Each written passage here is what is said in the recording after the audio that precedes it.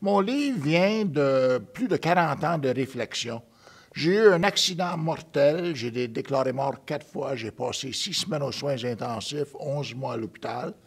Et puis je demande souvent aux gens, je ne sais pas comment ils réagiraient, eux, mais moi je me suis intériorisé pour aller voir en moi qu'est-ce qui m'avait donné joie dans ma vie. Et tout ce qui m'avait apporté joie était lié à la nature. J'étais un amateur de pêche et de camping et de ski, de photographie, etc. Alors, je me suis promis que si le Dieu me prêtait vie, la première chose que je ferais si je me trouverais en nature, j'avais aucun plan, mais seulement cette passion-là. Et puis, ça a commencé très lentement. Au début, j'allais pas loin d'ici, au parc Oka. Je prenais n'importe quel sentier pour aller au bout du bras, sachant qu'il fallait revenir. Et puis, je vais vous dire que des fois, ça me prenait 4 ou 5 fois plus longtemps pour revenir que pour m'y rendre. Mais dans ces arrêts pour me reposer, pour retrouver un petit peu de force, j'ai commencé à observer la nature et ça m'a passionné. Et de cette passion-là, 42 ans plus tard, surtout dans ces temps de pandémie, ces temps de changement, je pense qu'on a beaucoup à apprendre de la nature. Alors, j'ai choisi 50 anecdotes que j'ai traduites en principes de gestion que j'ai mis dans le livre. Je vais vous dire que ma première inspiration, au parc de Oka, comme j'ai mentionné, j'étais en train de me reposer quand j'ai vu un animal sauvage, une marmotte, s'approcher de moi. Et puis c'était tellement inhabituel, normalement les animaux sauvages ont peur de l'humain, que j'ai cru pour un instant qu'il y avait quelque chose à m'enseigner. Et puis j'ai commencé à l'observer beaucoup plus proche quand j'ai vu qu'il lui manquait une demi-patte. J'ai vu que c'était un animal handicapé. Et de là, je suis devenu convaincu qu'il y avait quelque chose à m'enseigner.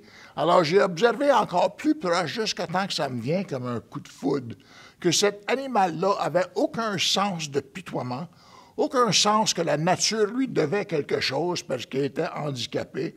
Pas mal le contraire. Comparé aux autres animaux, il fallait travailler un peu plus fort parce qu'après tout, il était handicapé.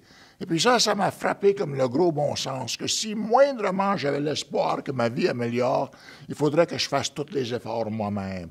Alors ça, c'est la première leçon que j'ai appris de la nature. La nature ne joue pas aux favoris. Ses lois sont pour tout le monde, il n'y a pas d'exception. Si je veux une meilleure vie, il faut que je la crée moi-même. Moi, je suis un lecteur passionné depuis toute ma vie réellement. Si je vous donne une anecdote, que mon père est décédé à l'âge de 89 ans, puis la dernière chose, il s'est fait opérer, l'opération a mal tourné, la dernière chose qu'il nous a dit, c'est « N'oubliez pas que j'ai un examen mardi. Si je ne passe pas à travers, il faudrait aviser mon professeur. » Mon père était en train de faire, à 89 ans, sa maîtrise en haute mathématiques pour ne pas donner de la place au Alzheimer. Chez nous, dans la famille, l'éducation, c'est pour une vie. Puis si tu n'es pas en train d'apprendre, tu n'es pas en train de comprendre. Comme j'enseigne à mes petits-enfants, « The more you earn, the more you learn. The more you learn, the more you earn. » Plusieurs études démontrent que le rire n'est pas propre à l'homme. Les singes, les chiens et même les rats aiment rire aussi.